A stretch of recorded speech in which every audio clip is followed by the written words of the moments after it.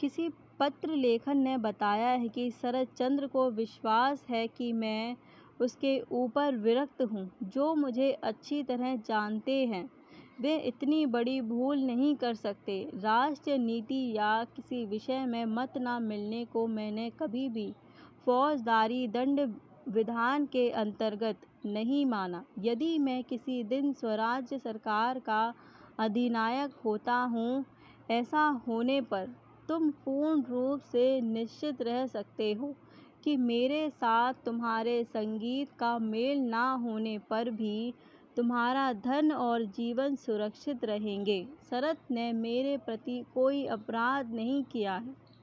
शायद तुम जानते हो कि शरद के संबंध में मैंने कभी अश्रद्धा प्रकाशित नहीं की।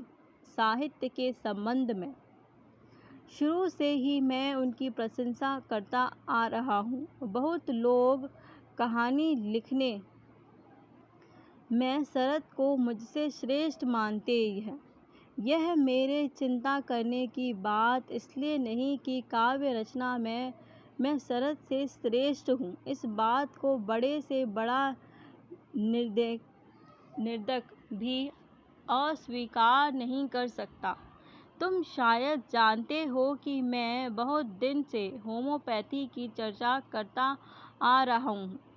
ऐसा होने पर भी तुम्हारे स्वर्गीय नानाजी को जन्म साधारण मुझसे बड़ा डॉक्टर मानते हैं, तब मेरी एक यही सांत्वना है कि वे मेरे समान छोटी कहानी नहीं लिख सकते। सभी कहते हैं मुझसे तुम्हारा कंठ स्वर अच्छा है। उसको लेकर ईय अश्रुपात न करके मैं कहता हूँ कि मंटू, मेरा हस्तलेख बहुत अच्छा है। सभी विषयों में मेरी क्षमता यदि सबके समान नहीं है, इसलिए ही मैं क्षमताशाली लोगों के सिंग मारता फिरता हूँ तो फूटा कपाल और फूटकर 4 खंडों में बट जाएगा। मेरे देश में कोई भी किसी भी विषय में श्रेष्ठता लाभ क्यों न करे, मैं उसके गौरव में सम्मिलित हूँ। इस श्रेष्ठता को जानबूझकर करके अपने को ही वंचित किया जाता है। मेरे जीवन में बहुत से लोग मुझसे अधिक बहुत से विषयों में बड़े हैं। यह अहंकार मैं संसार के सामने कर सकता हूँ। शरद की एक समय की चरखा भक्ति को लेकर मैंने तुम्हारे सामने बार बार हंसी की है। कभी नहीं हंसता, गंभीर होकर बैठता।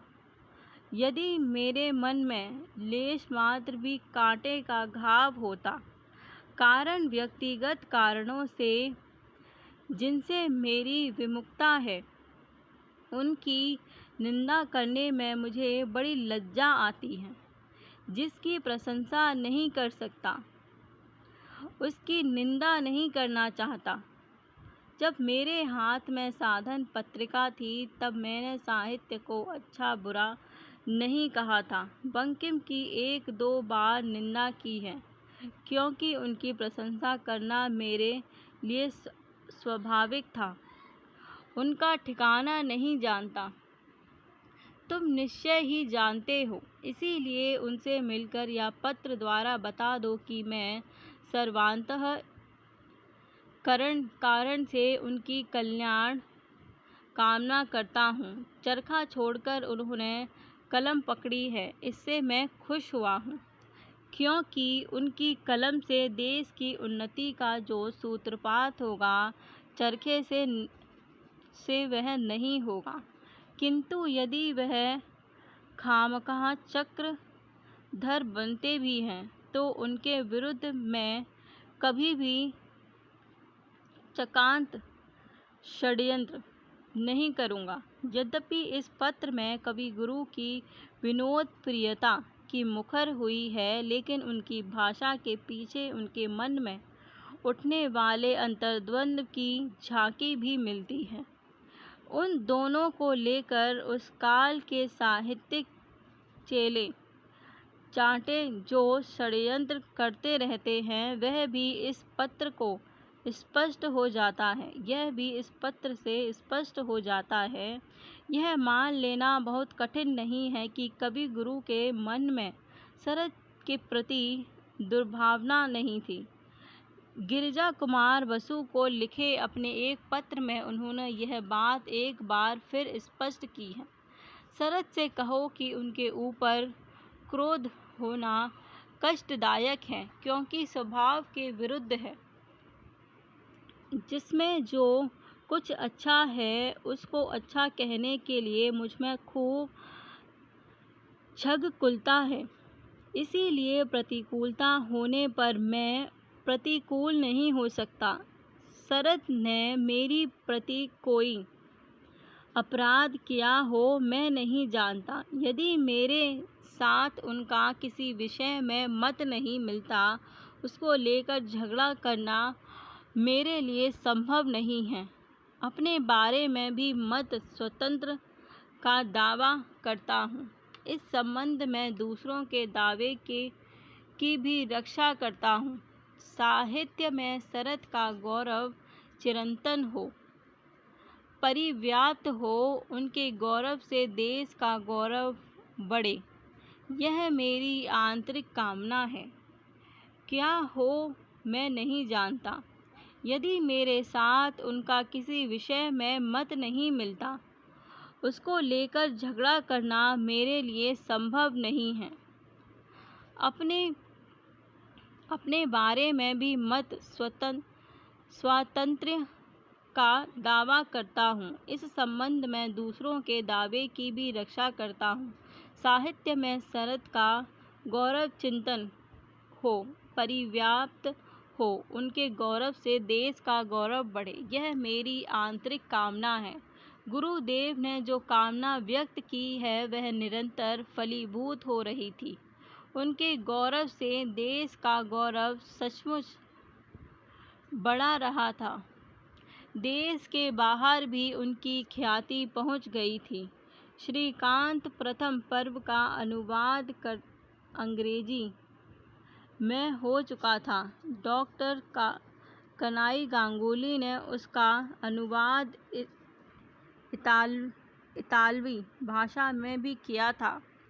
इस अनुवाद को पढ़कर फ्रेंच मनीषी रोला ने प्रवासी के संपादक रामानंद चट्टोपाध्याय से पूछा था। शरद चंद्र प्रथम श्रेणी के उपन्यासकार हैं। उन्होंने और कौन-कौन से किताबें लिखी हैं? कल्लोल के संपादक दिनेश चंद्र दास को भी एक पत्र में उन्होंने लिखा था, हम कई यूरोपवासी बंधु भारतवर्ष के वर्तमान साहित्यिकों के साथ परिचय प्राप्त करना चाहते हैं। शरद चंद्र की रचनाओं का परिचय पाकर हमें खुशी होती है। के.सी. सेन और टॉमसन द्वारा अनुदित उनके श्रीकांत प्रथम पर्व को पढ़कर उनके अभिनव व्यक्तित्व और लिपि कुशलता पर मुग्ध हो गया। उस दिन लीग ऑफ नेशंस के कार्यालय में कई बंगाली मित्रों से बातचीत करते हुए बंगाल सरकार के तत्कालीन अर्थ मंत्री नलिनी रंजन सरकार ने बड़े दुख के साथ कहा था,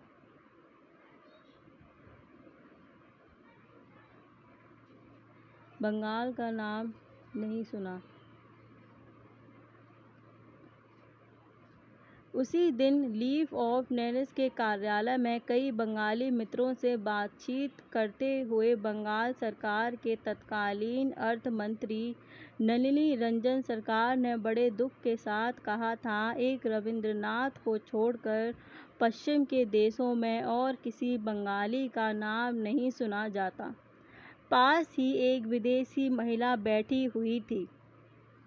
उन्होंने कहा, शरदचंद्र चट्टोपाध्याय नाम के एक बंगाली लेखक के प्रति भी पाश्चात्य देश के रहने वालों के मन में बड़ी श्रद्धा है। उनकी 2 पुस्तकों का नाट्य रूपांतर लैटिन आदि भाषाओं में भी हो चुका है। इतना ही नहीं, विदेशी रंगमंच पर उनका प्रदर्शन भी हुआ है। स्वयं शरतचंद्र के पास पाश्चात्य विद्वानों के अनेक पत्र आते हैं। एक इटालियन ने श्रीकांत की विस्तृत प्रशंसा करते हुए लिखा था, यह रचना आज के विश्व साहित्य की चोट की रचनाओं में गिने जाने योग्य है।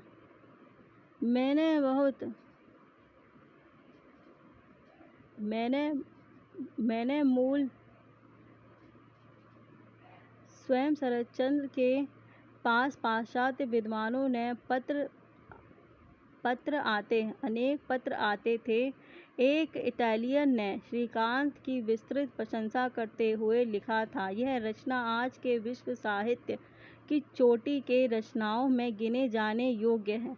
मैंने मूल बंगला में उसे पढ़ा है और अब इटालियन भाषा में उसका अनुवाद करने जा रहा हूँ। क्या यह किसी भी देश के लिए गर्व की बात नहीं है? यहाँ ये भाग पूर्ण होता है। मेरा वीडियो देखने के लिए आपका धन्यवाद।